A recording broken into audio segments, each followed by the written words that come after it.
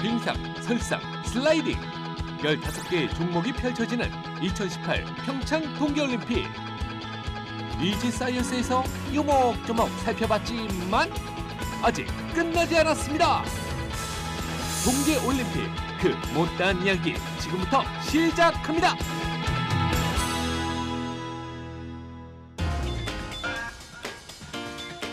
이지 사이언스.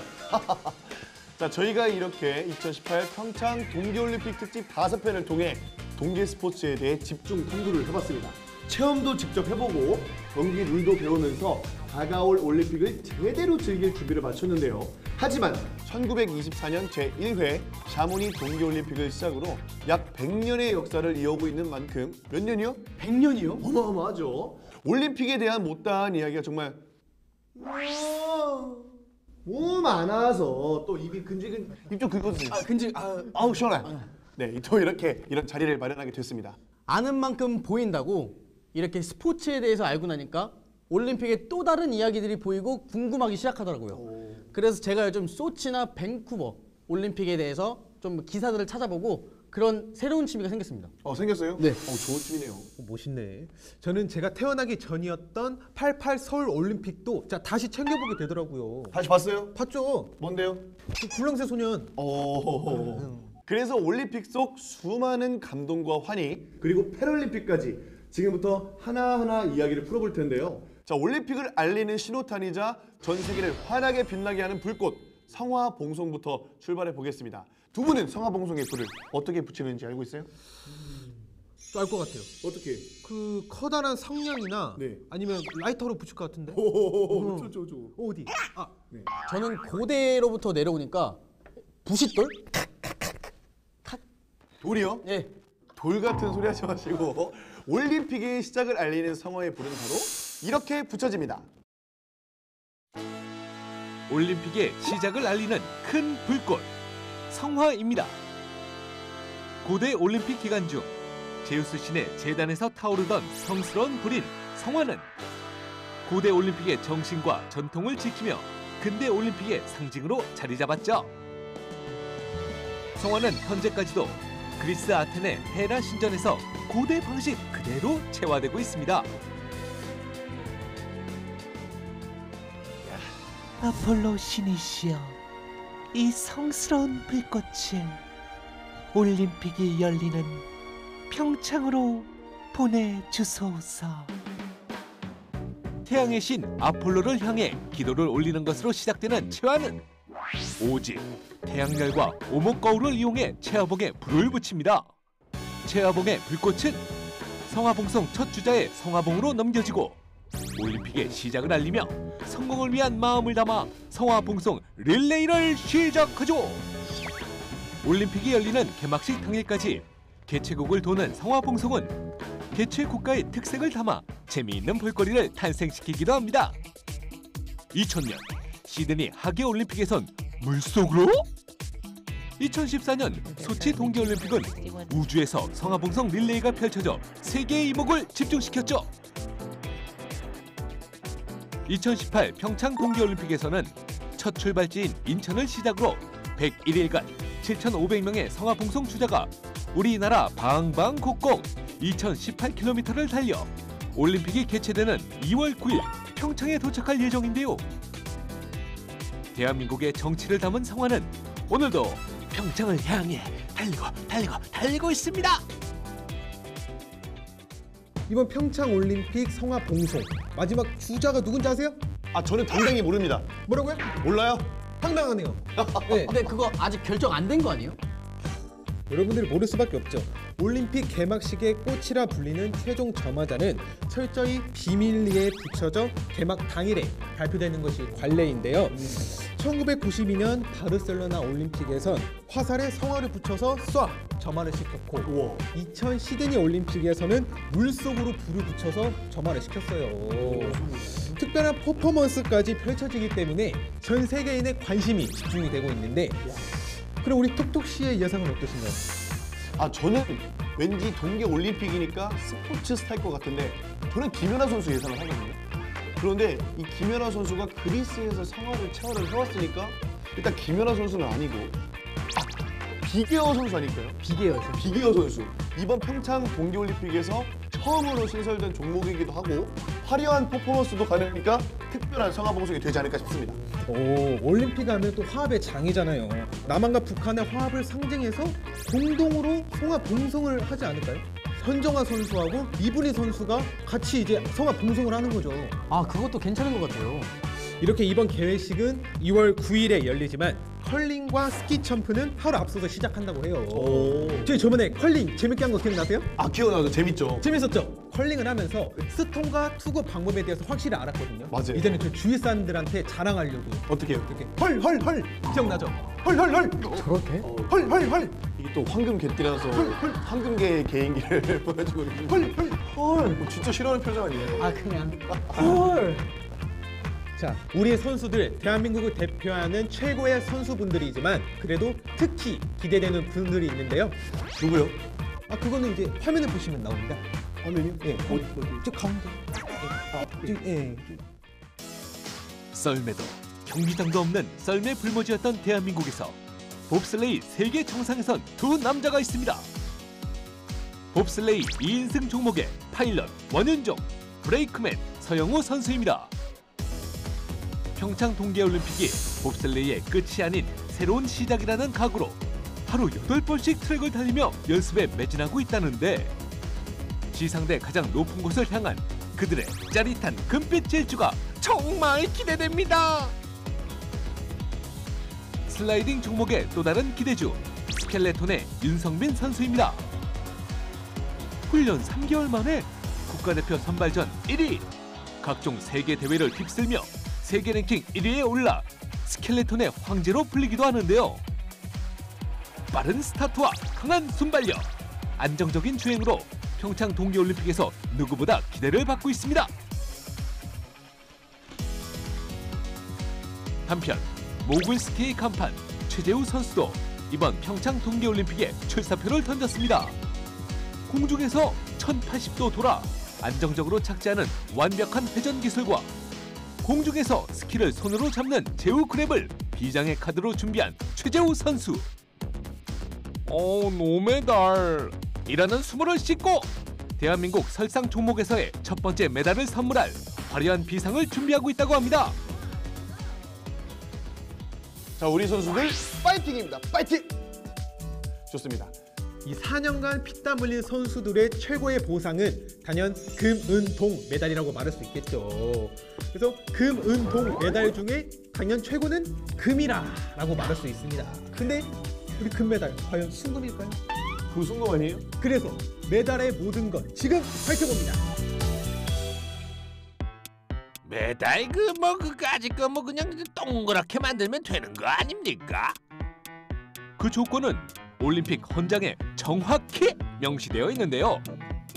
금, 은, 동메달의 지름은 최소 60mm 이상, 두께는 3mm 이상으로 만들 것. 그냥 동그랗게 만드는 거 아닙니다. 이어서 톡톡씨가 궁금해했던 바로 그 질문. 금메달은 과연 순금일까요? 정답은 순금이 아닙니다. 물론 금 메달이니까 금은 당연히 함유돼 있긴 하죠. 각 나라마다 메달의 함량과 성분의 차이가 있긴 하지만 IOC 규정에 따르면 1등과 2등에게 주어지는 금메달과 은메달은 순도 92.5% 이상의 순은으로 제작되며 금메달은 그 위에 6g의 순금을 입혀 제작할 것을 명시하고 있습니다. 그리고 3등에게 주어지는 동메달은 구리와 주석의 합금인 청동으로 만들어지는데요. 이건 역시 금, 은메달과 마찬가지로 제작하는 나라마다 성분이 조금씩 다르지만 97%의 구리를 바탕으로 아연이나 주석 등을 첨가한다고 합니다. 그렇다면 역대 올림픽에서 이 메달을 가장 많이 가져간 나라는 어디일까요? 바로 인구 530만의 작은 나라 노르웨이입니다. 노르웨이는 금메달 118개, 은메달 111개, 동메달 100개로 총 329개의 메달을 가져간 동계올림픽의 강자라고 할 수 있죠. 그렇다면 우리나라 대한민국의 성적은 어떨까요? 우리나라는 동계올림픽에 17번 참가해 금메달 26개, 은메달 17개, 동메달 10개를 챙기며 메달 획득 순위 15위. 아시아 국가 내에서는 1위로 아시아의 최강국이라고 할 수 있습니다.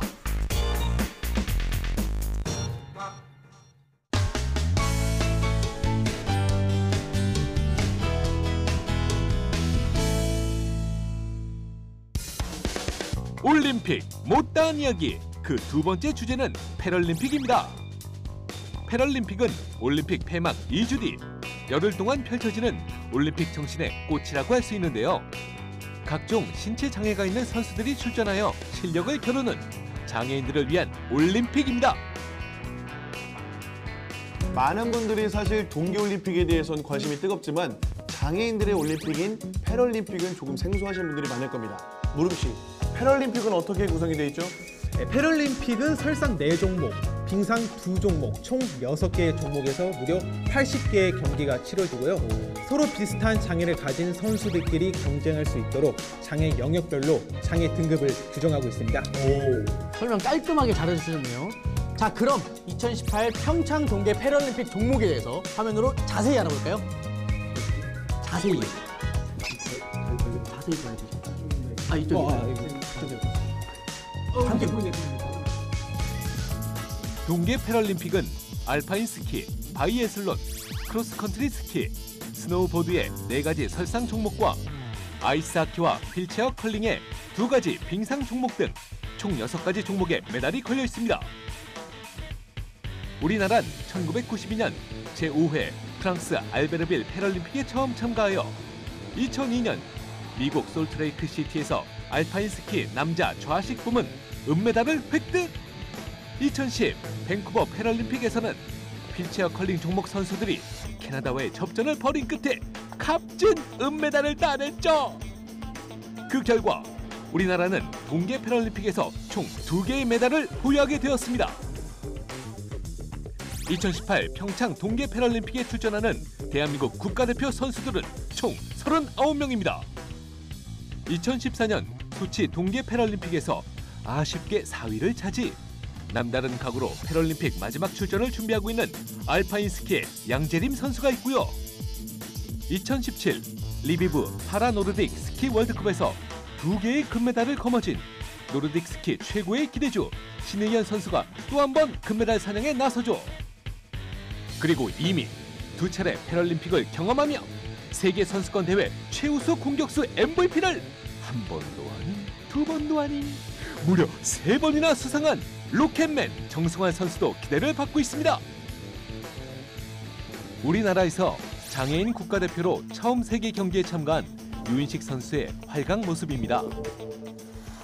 네, 저는 에반 스키 선수입니다. 물론 스키를 접하게 된 것은 1982년도 제가 18살 때 경운기 부주의 사고로 이제 우측 다리를 절단하고 불의의 사고로 한쪽 다리를 잃은 그는 재활운동차 스키스쿨에 참가하면서 스키와의 인연을 맺게 됩니다. 훈련 환경과 생활고라는 악조건 속에서도 스키에 대한 남다른 열정이 있었기에 총 3차례의 패럴림픽에 참가하게 되죠. 한쪽으로 그 스키를 탈 때 기술적인 거는 일반이나 똑같다. 물론 이제 몸이 불편한 장애가 있는 쪽에는 2배, 3배의 힘이 들겠지만 그 과정은 똑같다는 거. 2m 25 이걸로 한 발로 돌려서 내려갈 수 있겠습니까? 정말 그거 잘못 안 돌아갔을 때는 그 속도에 이 골반이고 다리가 다 부러져 나가겠죠. 죽기 살기로 내려와야 됩니다. 내려와서 그 초를 다툼 경기이기 때문에 어떻게든 내려와서 등수 안에 들을 노력을 해야 되거든요. 그때 그 통쾌함은 이루 말할 수 없어요. 그래서 제가 만세 막 3창을 했거든. 대한민국 만세.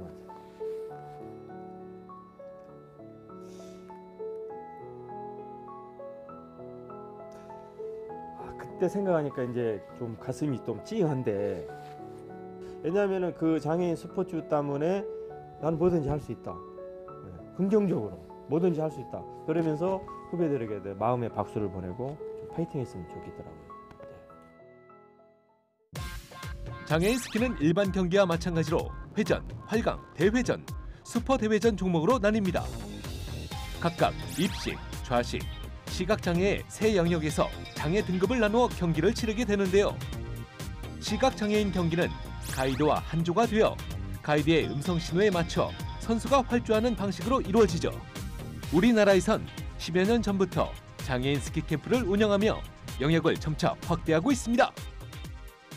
알파인 스키 종목 같은 경우는 오래전부터 이미 국가대표 훈련을 해왔습니다. 특히 그 평창 올림픽을 대비를 해서 기존의 그 외국에 나가는 전지 훈련의 수를 굉장히 많이 늘었고요. 스노우보드 같은 경우도 선수 발굴이 처음에 굉장히 힘들었는데요. 비장애인 쪽에서 스노우보드를 훈련을 가리키고 코치를 했던 분들을 저희 협회에 영입을 해서 그분들이 선수들을 발굴하고 지금 거의 초보 단계에서 많이 상승을 해가지고요. 국제대회에서도 지금 10위권의 성적을 유지하고 있는 그런 추세입니다. 패럴림픽의 또 다른 인기 종목! 장애인 아이스하키는 일반 종목과는 달리 선수들이 스케이트 대신 특수 썰매에 앉아 경기를 합니다. 2001년 일본이 기증한 썰매 한 대로 시작하여 현재는 세계 랭킹 3위의 자리를 지키고 있는 막강한 팀이라고 할 수 있죠. 격렬하고 박진감 넘치는 경기 기대해봐도 좋을 것 같습니다. 이번 패럴림픽의 성적이 유독 기대되는 종목 휠체어 컬링입니다. 연습할 휠체어 컬링장조차 없었던 2010년 단 첫 출전 만에 은메달을 획득하며 전 세계의 이목을 집중시킨 대한민국이었는데요. 올해는 한 차원 높은 전략으로 승부사를 펼칠 계획이라고 합니다. 일단은 휠체어 컬링 같은 경우에는 그 선수들이 조금 나이대가 좀 높습니다. 그러니까 쉽게 해서 40대 중반에서 50대 이 고령 어떤 쉽게 말해서 중장년층의 어떤 선수들 구성으로 되어 있어요. 중요한 거는 휠체어 컬링에서는 샷의 정확성이죠. 예, 얼마만큼 스킵이 요구하는 대로 그 작전을 잘 따라줄 수 있고 그만큼의 작전 성공률을 높게 만들어 주느냐가 가장 중요한데 그런 걸 하기 위해서는 각 포지션별로 예를 들어서 리더, 세컨, 보이 스킵, 그다음에 스킵이라고 이렇게 4명이 던지는데 그만큼 정확한 어떤 샷의 정확성을 높여준다고 하면 작전율도 상당히 높아질 수 있기 때문에 요 샷의 정확성에 좀 포커스를 많이 맞추고 있는 것 같습니다. 샷의 정확성을 높이기 위해 국가대표 선수들이 훈련에 활용하는 과학화 장비들이 있습니다. 전력 분석과는 물론 선수들까지 저장된 영상 기록을 재차 확인하면서 정확한 투구 자세를 이미지 트레이닝하고 있다는데요. 현장에 나가 있는 빨로초 캐스터들 불러보죠. 박사님, 저희가 컬링을 배울 때는 이 스톤과 부름 말고 없었는데 보니까 이런 다양한 장비들이 있네요. 이 장비들 간단히 설명을 부탁드리겠습니다. 네, 앞에 보시는 그 장비는 그 스톤이 지나갔을 때의 어떤 속도와 이동 거리를 실시간으로 이렇게 측정해 주는 장비입니다. 이 장비는 그 포커스는 그 샷의 정확성을 조금 높여주기 위해서 만들어진 장비입니다. 보통 그 쉽게 말해서 그 우리가 요 사이에 통로라고 보시면 되고요. 네. 지금 통로가 넓죠. 네. 예. 근데 통로가 좁아지면 그 이 스톤의 부피가 이 정도 되는데 얘가 이렇게 통과했을 때 이 정도 통로와 넓었을 때의 통로가 우리가 던지라고 하면 넓을 때의 통로가 훨씬 더 우리가 부담이 안 가면서 던질 수 있겠죠. 맞습니다. 네, 그런 상황에서 연습을 하고요. 점차 통로가 좁아져요. 기문이 좁아지면 똑같은 연습이지만 좁아지면 넓을 때와 또 아무래도 심리적인 압박감이 차이가 많이 나겠죠. 부담이 있죠. 네, 부담이 크죠. 그래서 이런 압박형 형태의 구조로 이렇게 하게 되면 반복적으로 연습을 하게 되면 당연히 샷의 정확성이 높아질 것이다라는 어떤 근거를 가지고요. 그 백그라운드를 가지고 이 장비를 만들었고 실제로 캐나다나 이런 컬링의 아주 유명한 나라에서는 이런 단순하게 나무로 만들어서 이렇게 스틱으로 이렇게 해서 기문을 만들어서 이렇게 연습을 해요. 실제로 컬링장에서. 링크에 닿을 듯한 기다란 두 줄. 즉, 기문 사이의 정중앙 바닥에는 레이저 광선이 쏘입니다. 기문 간격은 3, 6, 9, 12m의 4가지로 조절할 수 있고요. 스톤이 센서를 통과한 시간을 1000분의 1초, 센서를 통과할 때의 거리를 0.5cm까지 측정할 수 있죠.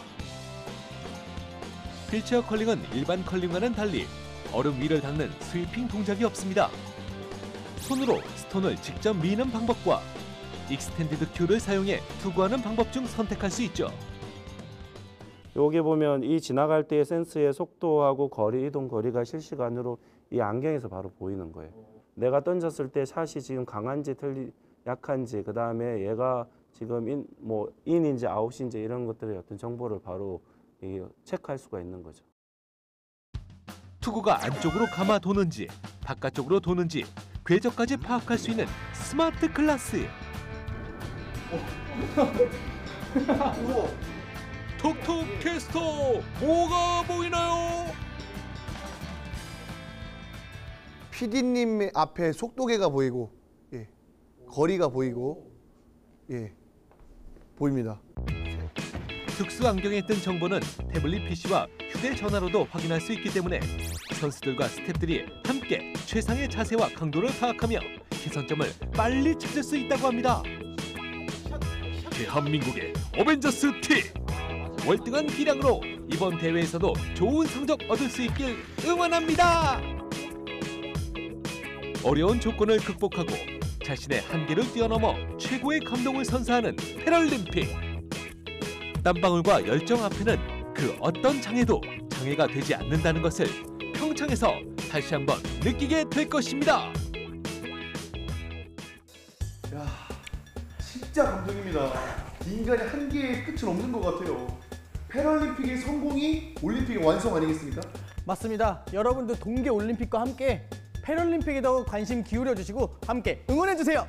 좋습니다. 궁금해서 묻고 과학을 느끼고 여러분이 말하는 대로 이지 사이언스!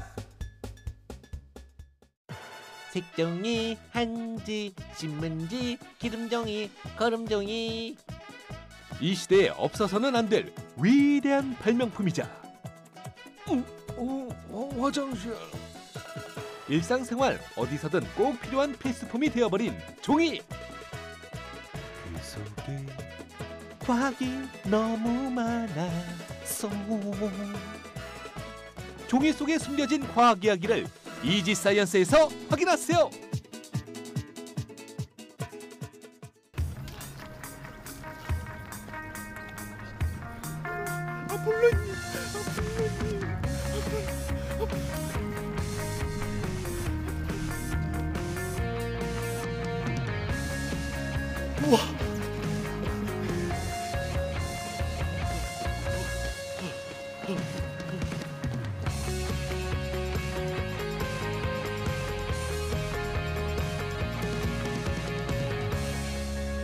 지금 키스하는 거 아니죠? 여기서 잘 안 보여가지고 키스하는 줄 알았거든요. 화면 찜찜. 예. 나오네.